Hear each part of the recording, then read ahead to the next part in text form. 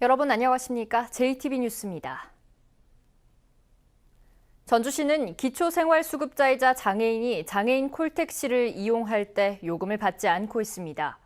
그런데 예약 취소율이 높다는 이유로 요금을 받기로 하면서 논란이 일고 있습니다. 첫 소식 권대성 기자입니다. 뇌병변 1급 장애인이자 기초생활수급자인 장미경 씨. 세 자녀의 통학 등을 위해 매일 2차례 장애인 콜택시를 무료로 이용합니다. 기초수급자이자 장애인은 요금을 받지 않는 제도가 2년 전 도입된 덕입니다. 하지만 10월부터는 전주시가 1,500원의 기본 요금은 받기로 하면서 장애인 콜택시 이용을 포기할 판입니다. 그냥 한 달이면 9만 원이에요. 솔직히 9만 원은 저희 한 달 생활비예요. 그걸 내 거 타겠어요? 안 타요. 그러면 집에만 있으란 말이에요. 전주시는 예약 취소율이 14%인 장애인 콜택시의 효율적 운영을 위해 기본 요금은 받기로 했다고 밝혔습니다. 취소율이 좀 많다고 보니까 그 이용의 효율성을 좀 높이자 해가지고 건의 사항이 들어와서 그 거시를 하게 되었습니다. 장애인 콜택시 요금을 감면받을 수 있는 기초수급 장애인은 660명가량입니다. 이들의 혜택을 없애 예약 취소를 줄이겠다는 방식의 비판도 나옵니다. 그 취소율이 높은 사람, 소수의 사람 때문에 전체 수급자의 이용자가 징벌적인 책임을 져야 한다는 게 행정평의적인 사고방식이다라는 게 문제이고요. 전주시는 논란이 일자 장애인 등 관련 단체의 의견을 듣기로 했습니다. JTB 뉴스 권대성입니다. 과속과 신호 위반으로 교통사고가 자주 발생하는 교차로가 있습니다. 최근에도 인명사고가 발생했는데 사고 예방 대책이 시급합니다. 나금동 기자가 취재했습니다. 종이장처럼 부서진 차량 한 대가 인도 위에 올라가 있습니다. 전멸 신호를 무시하고 교차로를 달리던 두 차량이 충돌하면서 한 명이 숨졌습니다. 사고가 난 교차로입니다. 차량들이 빠른 속도로 내달립니다. 전멸 신호로 바뀌는 저녁에는 신호를 무시한 채 질주하는 차량이 많다고 주민들은 말합니다. 아니 나지 여기 사고가 많이 나지. 1년에 한 대여섯 번 나요. 조금만 늦으면은 저 파랑불 들어가 빨랑불 들어가서 못 가잖아. 그런 게 그는 막 주르기니 막 달린 게. 사고 흔적들이 곳곳에 가득합니다.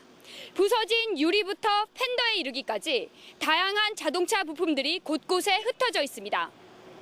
농촌 마을 도로지만 농공단지로 연결되는 길이어서 대형 차량의 통행도 잦습니다. 저도 위험하다고 많이 생각을 했었어요. 또 농공단지도 있고 산업단지도 있고 있는데 차량이 많이 왕래를 하거든요. 사고 좀 덜 나게 근본적인 대책을 세워줬으면 좋겠습니다. 도로관리사업소는 대책을 마련하겠다고 밝혔지만 당장은 어렵다는 입장입니다.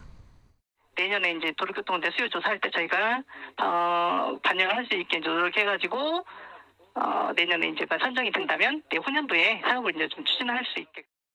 원형 교차로로 도로 구조를 개선하거나 단속 카메라를 설치하는 등 사고 예방을 위한 대책이 시급합니다.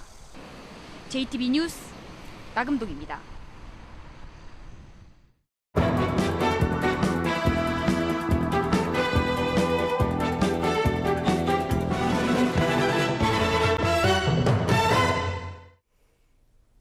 전국적으로 내년 초등교사 선발 인원이 크게 줄면서 교대생들이 반발하고 있는데요.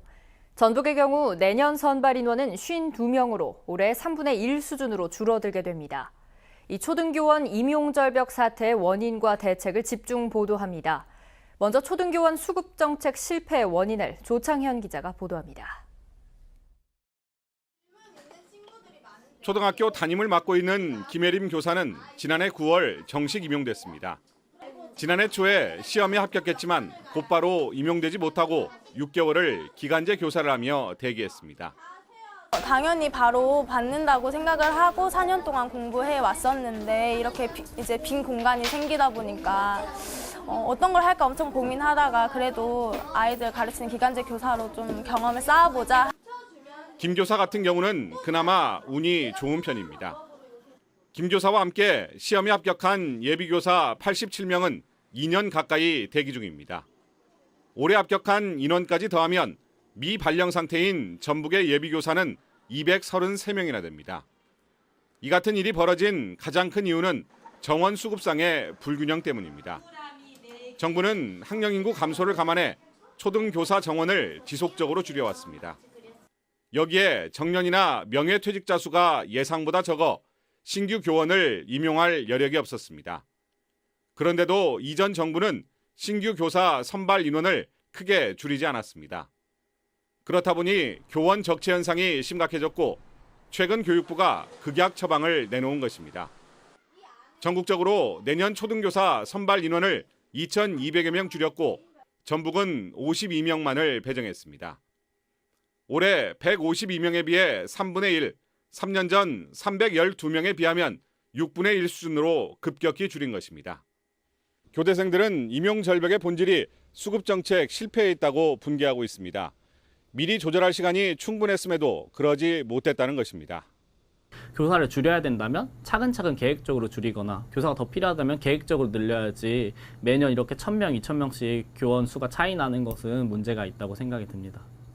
정부가 청년 일자리 창출을 위해 교사 정원을 확대하는 정책 전환이 없을 경우 현재와 같은 초등교사 임용 절벽 사태는 장기간 이어질 것으로 보입니다. JTB 뉴스 조창현입니다. 급격한 초등교사 선발 인원의 축소는 교대 졸업생들에겐 날벼락 같은 일입니다. 내년 교대 졸업생의 6분의 1만이 초등교사로 임용될 수 있다는 얘기인데요. 전북교육청은 임용절벽 해소를 위한 교사 증원을 요구했습니다. 이어서 이승환 기자입니다. 교원 수급을 바라보는 정부의 시각은 효율성에 초점이 맞춰져 있습니다. 학령 인구가 줄어든 만큼 교사 수도 줄여야 한다는 경제적 관점에서 접근하고 있습니다. 하지만 일선 교육 현장에서는 현재의 위기를 기회로 만드는 발상의 전환이 필요하다는 입장입니다.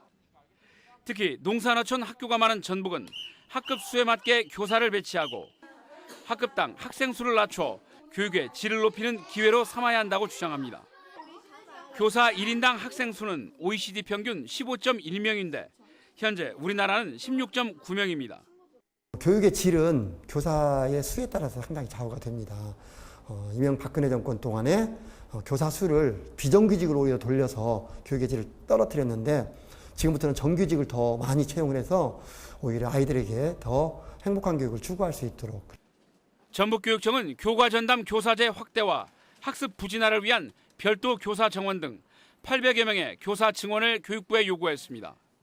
1, 2학년에 교과 전담 교사 배치 문제하고 그리고 학습 분진화를 지도하기 위한 담당 선생님을 교육부에 증원 요청하였습니다. 또 현재 3년인 임용 대기자의 유효 기간을 5년으로 한시적으로 늘려줄 것도 요청했습니다. 이와 함께 평교사 안식연제와 장기적인 초등교사 수급 현황을 고려한 교대 신입생 선발 인원 조정도 필요하다는 의견입니다.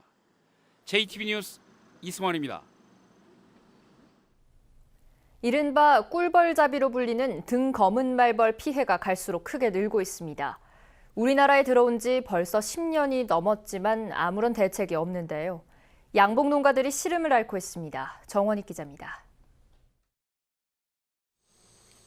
벌통 덮개를 열자 새까만 벌들이 쏟아져 나옵니다. 이미 벌통 하나를 싹쓸이한 등검은 말벌이 또 다른 먹잇감을 노리며 숨어있던 겁니다. 벌통 앞에서는 꿀벌을 낚아채는 사냥이 잇따릅니다. 잠자리채로 아무리 잡아내도 끝이 없습니다. 하루에 한 1,500마리, 2,000마리가 와요. 가들이 하루에 한 20마리 정도 물어간다고 계산을 해봐요. 도저히 꿀농사를 질 수가 없어요. 또 다른 양봉 농가도 마찬가지. 하루라도 지키지 않으면 벌통 하나가 사라지는 건 순식간입니다. 3년 전부터 막 말도 못하고 오는 거예요. 하루에 내가 잡는 양이 700에서 500에서 한 700마리 잡는데 어떨 때는 1,000마리도 넘어갈 때가 있어요. 불과 2시간 만에 잡은 등검은 말벌입니다. 지난 2003년 우리나라에서 처음 확인된 뒤 이처럼 갈수록 세력이 크게 확산되고 있습니다. 무주를 제외한 전북의 대부분 지역이 비슷한데 오는 11월까지 출몰할 것으로 예상됩니다. 4년 전 환경부가 위해 외래종으로 지정했지만 지금까지 별다른 대책은 나오지 않고 있습니다. 근간이 흔들리고 있고 양봉을 포기하겠다는 농가가 이렇게 이제 속출하고 있는데 이 부분을 행정에서 어떻게든 대책을 조금 마련해 줬으면. 월동 준비를 하고 있는 양봉 농가들이 속수무책으로 당하면서 올해도 깊은 시름에 빠졌습니다. JTB 뉴스 정원익입니다. 5시 있으면 혁신도시 지사울공원에 헤엄치는 보석으로 불리는 비단잉어 연못이 조성됐습니다. 임실군이 기존 관광시설에 다양한 관광자원 조성을 추진하고 있습니다. 시군 소식 오정현 기자가 전합니다. 금실로 수놓은 비단 옷을 입은 듯 화려한 빛깔의 잉어들이 한가로이 노닙니다. 혁신도시에 있는 지사울공원 연못에 비단잉어 170여 마리가 방류됐습니다. 완주군은 물고기 밥주기 체험장과 분수도 설치해 이곳을 생태체험 공간으로 운영할 계획입니다. 춘향제와 함께 남원의 대표 문화축제인 흥부제가 다음 달 27일부터 사흘간 열립니다. 올해로 25번째를 맞는 이번 흥부제는 국립국악 관현악단의 예술 총감독 출신인 원일 감독이 연출을 맡습니다. 가족이 같이 체험할 수 있는 그런 프로그램이 만들어져 있습니다. 모두 같이 오셔서 즐겨주시면 고맙겠습니다. 임실군이 일본의 대표적인 장미원을 벤치마킹하는 등 다양한 관광자원 개발에 나섰습니다. 오는 2020년까지 치즈 테마파크에 70억 원을 들여 장미원을 조성하고 오수의견 관광지에 반려동물 테마공원도 조성한다는 계획입니다. 익산시는 한국철도공사 등과 협약을 맺고 백제와 함께 걷는 슬로우 투어 여행 상품을 운영합니다. S트레인 열차와 순환형 시티투어 버스를 연계하면 미륵사지와 왕궁리 유적 등의 외부 관광객을 유치하는 데 도움이 될 것으로 기대하고 있습니다. JTB 뉴스 오정현입니다. 장애인 콜택시가 휴일에 운행하지 않아 장애인들이 큰 불편을 겪는다는 전주방송 보도와 관련해 전라도가 시군의 개선안을 요구했습니다. 전라도는 오는 19일에 시군 담당자를 한데 모아 콜택시 개선 대책을 듣기로 했습니다. 또 민간 위탁으로는 지속적인 서비스 제공이 어렵다고 보고 콜택시 운영 체제를 직영으로 바꾸는 게 가능한지도 함께 고민하기로 했습니다. 전북도민 10명 가운데 8명은 도시 지역에 거주하고 있는 것으로 나타났습니다.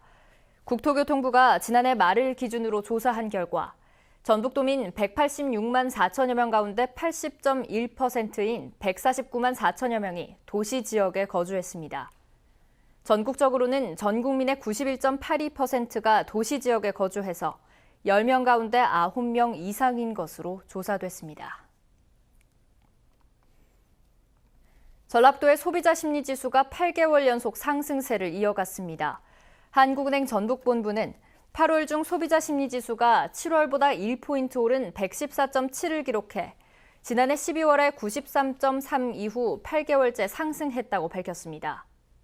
또 주요 지수도 향후 경기 전망만 1포인트 하락했을 뿐 현재 생활 형편과 소비 지출 전망, 현재 경기 판단 지수가 추가 상승해 소비자 심리가 꾸준히 개선되고 있는 것으로 나타났습니다. 전주 지역의 임대료가 시세 80% 이하인 사회주택이 시범적으로 공급됩니다. 전주시는 이를 위해 다가구 주택과 단독주택 세 채를 이미 빌리거나 사들여 고치고 임대주택을 운영할 협동조합 2곳도 선정했습니다. 올해 사회주택 공급 규모는 모두 16가구로 청년 등 주거 취약 계층에게 우선 임대됩니다. 익산경찰서는 무인텔 금고를 파손해 현금을 훔친 혐의로 43살 김모 씨를 구속했습니다. 김 씨는 지난 7월 익산시 인화동에서 자신이 지배인으로 일하는 무인텔의 금고 21개를 망치로 부순 뒤 현금 1,900여만 원을 가로챈 혐의를 받고 있습니다. 김 씨는 훔친 현금 대부분을 인터넷 개인 방송의 한 여성 진행자에게 줄 유료 아이템인 일명 별풍선을 구매하는 데 탕진한 것으로 알려졌습니다.